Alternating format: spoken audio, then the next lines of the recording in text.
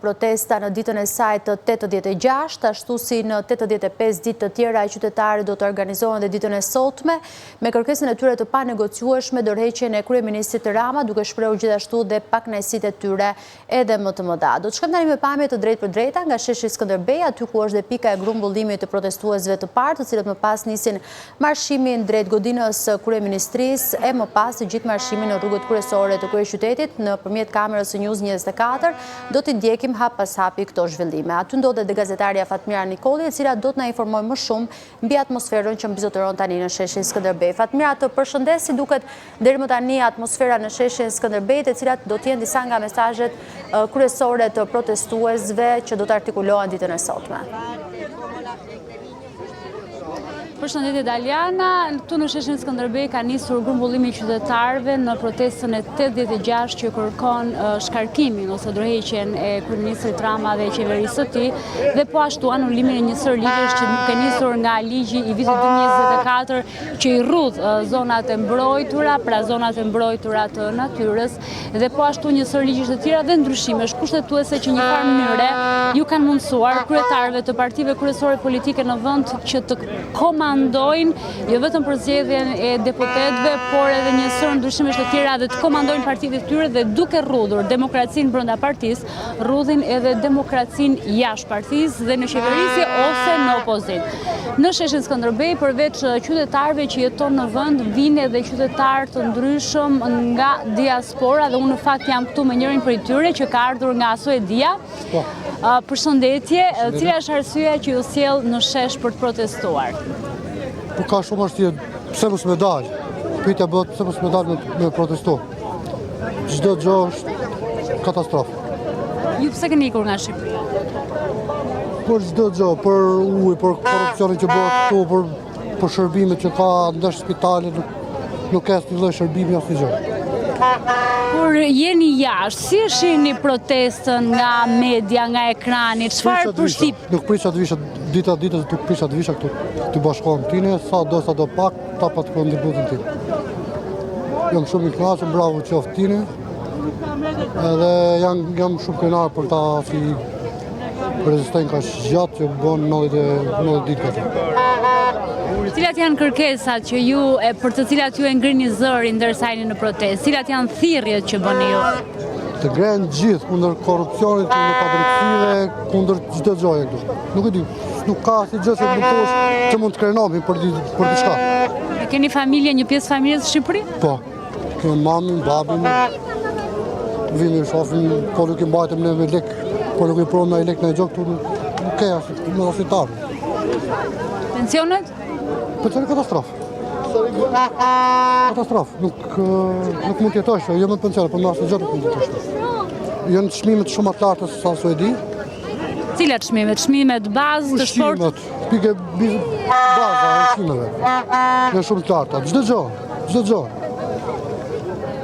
Faleminderit. Çfarë ju sjell ju në shesh? Cilat janë arsyet pse ju protestoni? Shëndetësia. Gjëja më kryesore që është për çdo person. Shëndetësia, ka dikë që nuk është në formë tamam dhe ka probleme këtu s'u shkosh në spitale. Tholi për spitalet e Bishkopis është skandal. Më qartë, po nuk ke. Ke frikë që është prezantosh spital dhe kaq. Gjëja më kryesore që do të ketë çdo njeri. Shëndetësia do të jetë falas, sikur ka thënë ai kriminalisti që nuk e quaj kriminalist, mua nuk më përfaqëson. Edhe kaq. Shëndetësia po edhe gjithë tjera. Janë me të vërtet shumë për të ardhur keq. Unë jetoj dhe vetë në Itali, edhe kam qenë disa ditë në protest, po me qevi çdo ditë edhe çdo orë. Por pa mundësia na bën që të jemi pak më rrallë. Dhe kaq. Cilat janë thirrjet që ju bëni ndërsa jeni në protestë?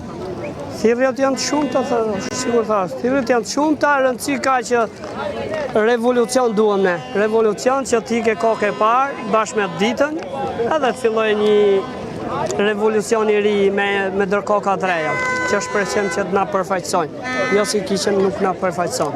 Që për mua meriton burgun edhe kaq. Faleminderit. Faleminderit jush, gjithë mirë. Kjo është një protestë kryesisht edhe vajzave dhe grave që tashmë janë në ballë të protestës dhe gjithashtu japin edhe butësi. Pra nuk ka dhunë, nuk ka sherre, nuk ka molotov. Çfarë ju sjell ju në protestë? Në fakt, kjo është dita e 80 ca që vim protest. Nuk është në gjë që t'jemi të lumtur që jemi 80 ca ditë që jemi në protest, sepse gjatë me ditë e para duhet të kishte ndryshuar diçka. Gjithsesi rezistenca e popullit shqiptar është për t'u admiruar, domethënë jam shumë e lumtur. Për pjesën e grave, vajzave, nënave, besoj që ishte një akt i duhur në kohë të duhur për t'tregu që femra shqiptare dita zbusi në momentin e duhur të gjithë situatën. Mendoj që jemi në rrugën e duhur, po shikojmë pak edhe lëvizjet e qeverisë që po bën kohët e fundit, edhe mendoj që janë nxituar, janë presionuar sepse po vjen shtatori, po bëjnë ca lëvizje pak nxituara.